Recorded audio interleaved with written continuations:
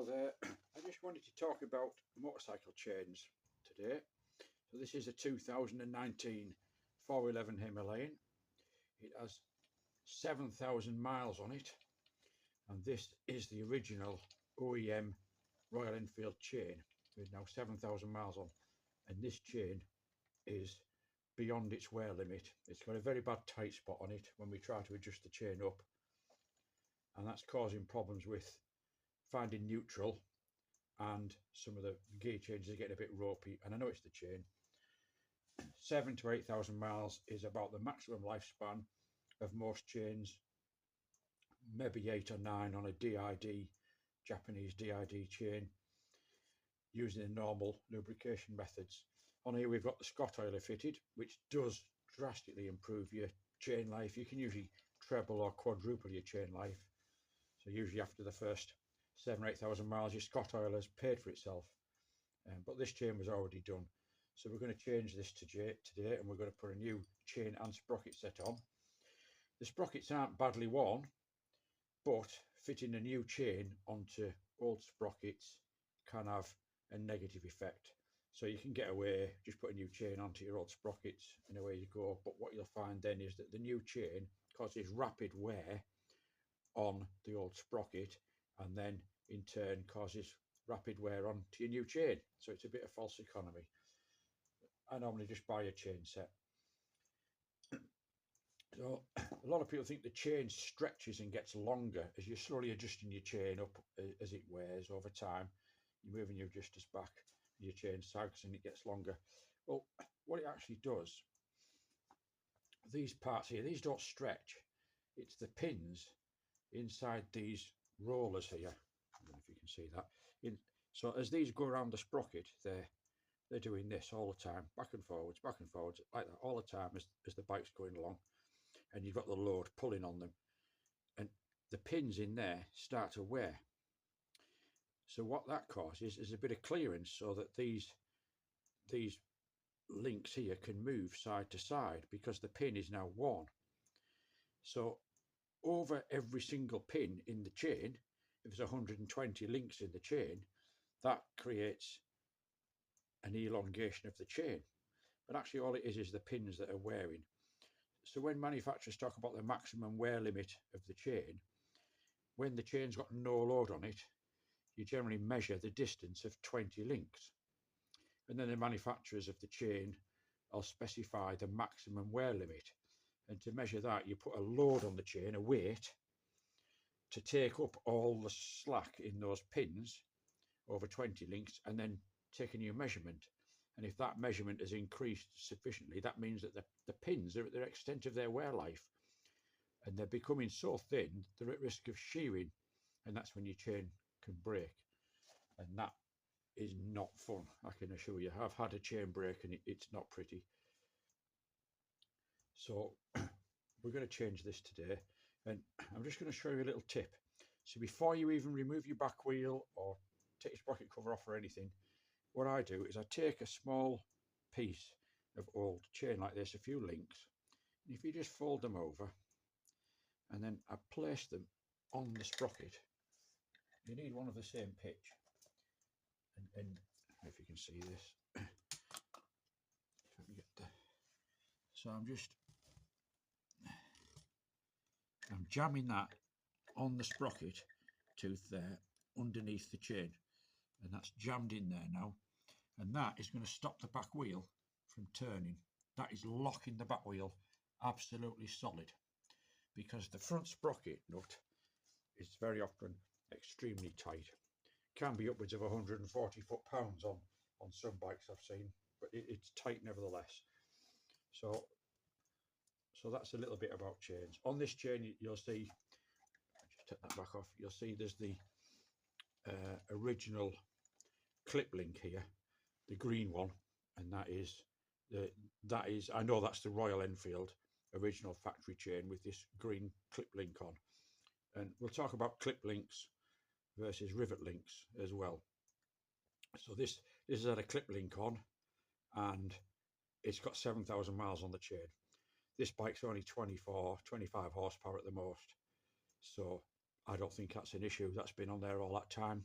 a lot of racing bikes, they run split link clip links all the time because they're constantly changing chains and sprockets. Most of my bikes, I do generally rivet the chain solid, especially the higher powered bikes. But I don't think there's any issue with a clip link on this, given that's got 7,000 miles on. But generally, they do recommend a fully riveted chain. But we'll see. I think I'm just going to put a clip link on this chain again. I don't think we're going to break it. So what we'll do next is we'll just get the front sprocket cover off. So a couple of bolts here.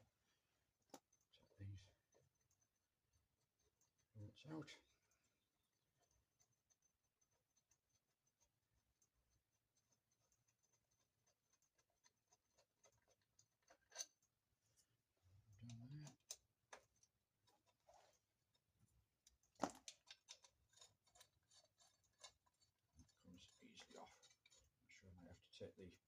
Might have to take the gear linkage off there. Sure.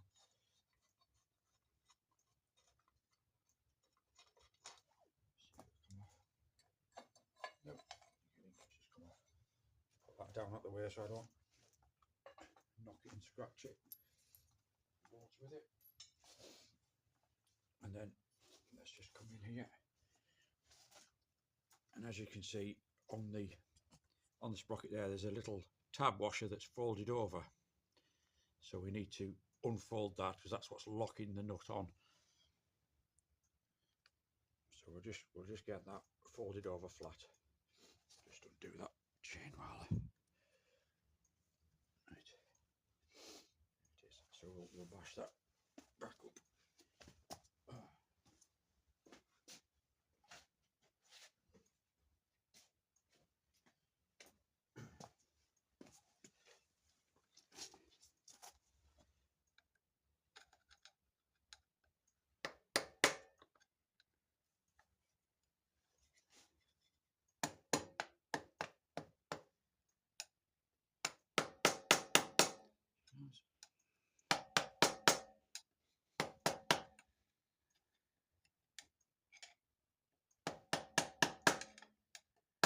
It's nice and flat away from the nut so the nut will turn.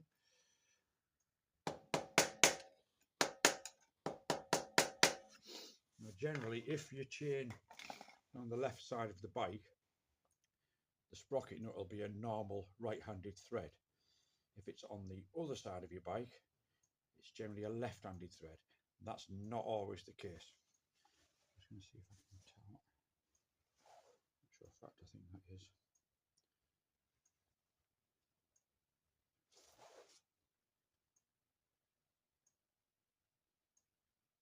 No, that's a right-handed thread. I can see it going around there.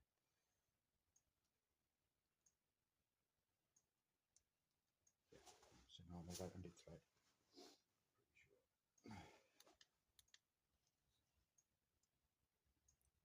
Yeah, that's a normal right-handed thread. So next thing we've got to do is find a nut to fit that, a socket to fit that.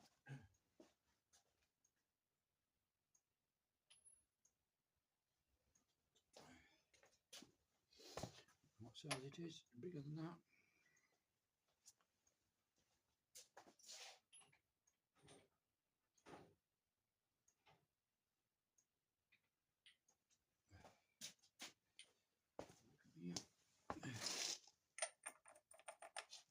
Too big. That's 32. 30.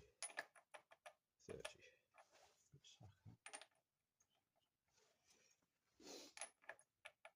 It's a 30mm, seems about right.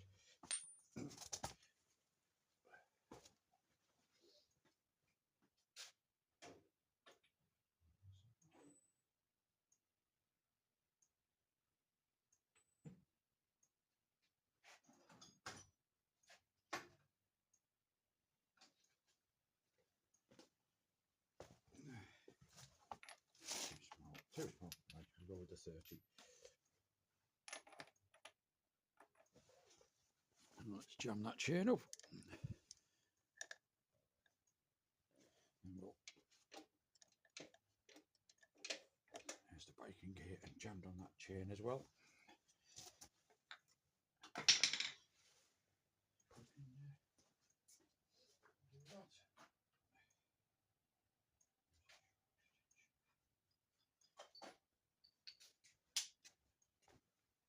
use my torque wrench to see if I can break that off.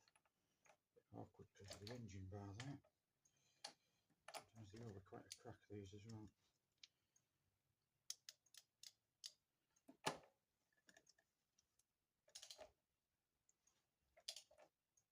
My God, that was slack. I can't believe that. I cannot believe that. That was slack.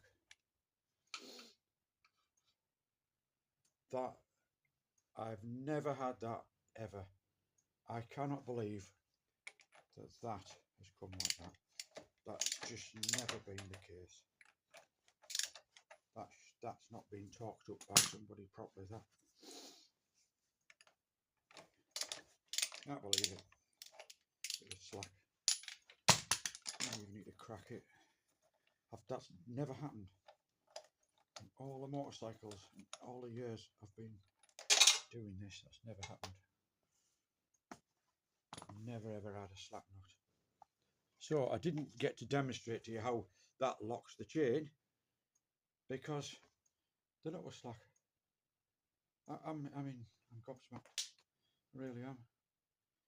God, that could have come undone me at any time. Oh well, we shall chain off. Right, so what I'm going to do now is I'm going to undo the clip link, take the chain off, and then I shall get the back wheel out and we'll change the sprockets. That's all easy, unbolt, we'll fit the new one, and then we'll put the chain back on. I just can't believe that. Can't believe it. So while we've got the back wheel out, we're going to give it a good clean. Giving the spokes a little bit of a clean. I'm going to go around with the old shoelace and some metal cleaner and clean up the spokes with the shoelace. I've cleaned up the disc, put some brake cleaner on that, back and front. Cleaned up the crush drive, and we'll put some grease on the wheel spacers. And these are the sort of things that if you go to the bike shop and ask for a chain, they'll fit a chain. They don't check everything else. They don't look at your caliper. They just do that, and that's the end of it. Another little thing you can do while you've got your wheel out, you just get a plastic handle of a brush, or you can actually buy a spoke dolly. And if you just go around and tap the spokes, if there's a dull sounding one, you know it's loose. And they all sound fine. And that's a very, very easy, simple check. So I shall carry on cleaning up these spokes a little bit, and then we'll... So on this machine, on the 411, we can see that we've got the 8mm Allen bolt on the front of the sprocket, and then there's a flanged nut on the back. Very often you just have a fixed point here, but on this one, these are normally go straight into the actual hub, but this one doesn't. This is slightly different.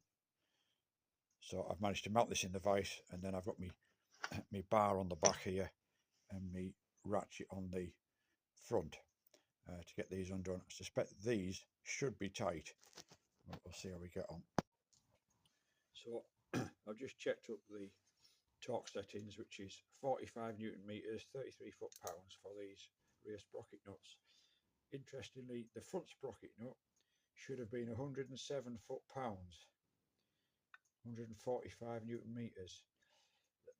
Generally, most motorcycle front sprockets are between 100 and 110 foot-pounds, and that one was about 3. So I was hoping to demonstrate to you that if you can't undo your front sprocket nut with a normal bar of some sort to get it undone, because they are immensely tight. For instance, the Kawasaki 7R is 145 foot-pounds. Then sometimes you need to use an impact wrench, an air impact tool, and that will break them off. Anyway, on with this rear one. So I've cleaned up the Allen bolts on here with a bit of paraffin and some metal cleaner. A little bit of a waste of time because they're not that shiny anyway. They've lost some of their coating now. But, it's not too bad. So 45 Newton meters is what's required. I'm going to have to go the other way with that. So we're going to lock that against there.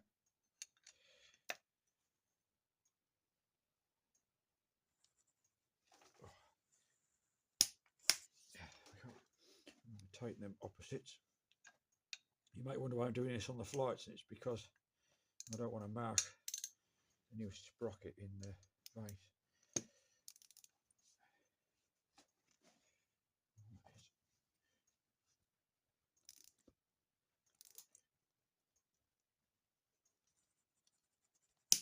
Oh, that's tight.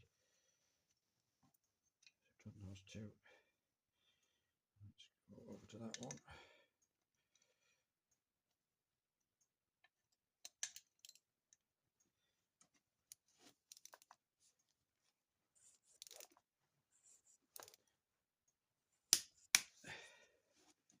That's 3 opposite.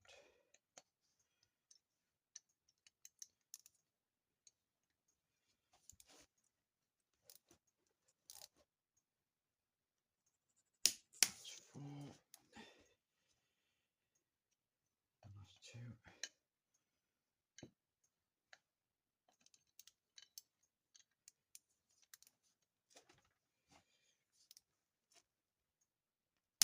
Oh, that's tight. I missed one somewhere.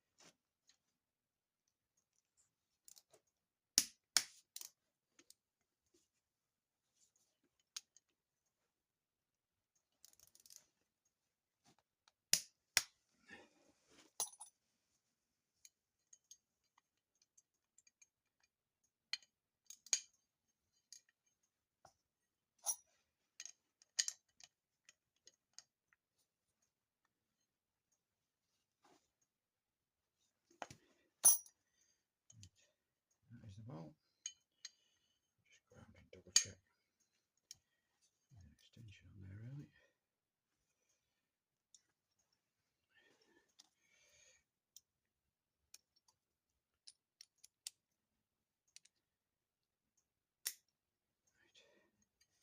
Let's double check I have done them all.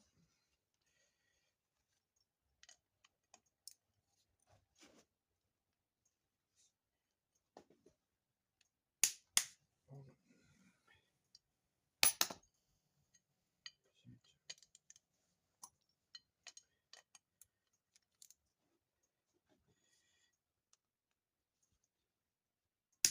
Two.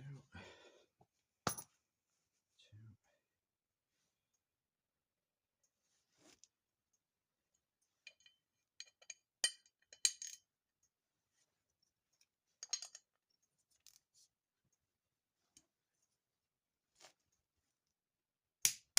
3.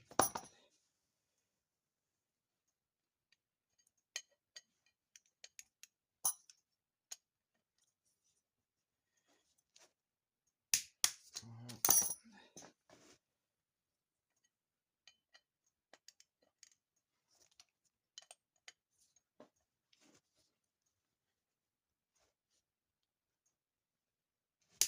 5.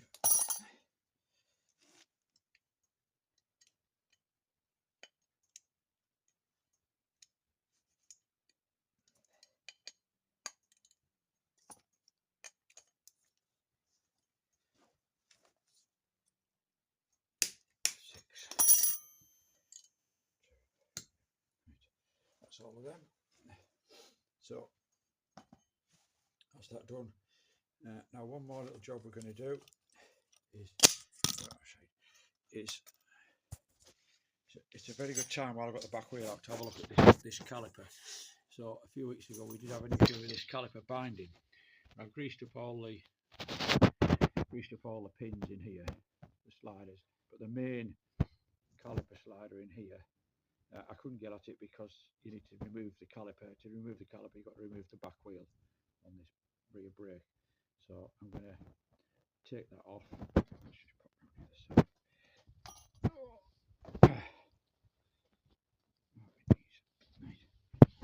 So it is. Get in there. It is. That's annoying. I may not be doing it today. Undo that. A little nut is behind the brake union. Point to it there. Behind the brake union there. There's a pin in there that needs probably greasing up. Well, I won't be doing that today because I need the bike running tomorrow. I don't fancy undoing the brake union. So all I'm going to do is I'm going to make sure the calipers are working by moving the piston in and out a few times before I put the back wheel in. Why would they put the pin behind the brake union? Never mind. So just to demonstrate to you very quickly, we've locked a piece of old chain in there underneath the front sprocket there this time. And this is obviously right hand thread. So we've got this torque wrench set to 145 Newton meters as it should be. And we can push down on this torque wrench and that's jammed solid in the wheel. And there goes the torque wrench.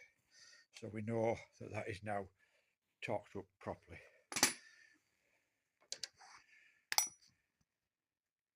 And then we've just got to remember to reset this tab washer over to lock the nut. So I'll do that now. There you go. That's riveted over, torqued up. That's how it should be done.